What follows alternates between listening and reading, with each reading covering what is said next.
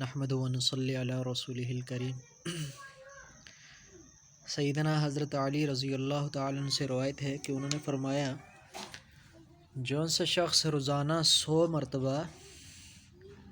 لا الہ الا اللہ الملک الحق المبین، لا الہ الا اللہ الملک الحق المبین پڑھے گا تو اللہ تعالیٰ اس سے محتاجگی کو بھی دور فرما لیں گے، یعنی اس کی محتاجگی سے بھی حفاظت ہوگی، قبر کی وحشت سے بھی حفاظت ہوگی، اور اللہ تعالیٰ اس کو غنا بھی حاصل فرمائیں گے، اور وہ شخص اس کے ساتھ ساتھ جنت کا دروازہ بھی کھٹکھٹائے گا۔ جو شخص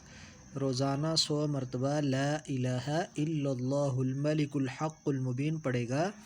اس کو محتاجگی سے بھی حفاظت ہوگی، اور اللہ تعالیٰ قبر کی وحشت سے بھی اس کی حفاظت فرمائیں گے، اور اللہ تعالیٰ غنا بھی اس کو حاصل فرمائیں گے، اور اس کے ساتھ ساتھ جنت کا بھی دروازہ بھی کھٹکھٹائے گا وہ۔ اللہ تعالیٰ ہمیں بھی عمل کرنے کی توفیق عطا فرمائے۔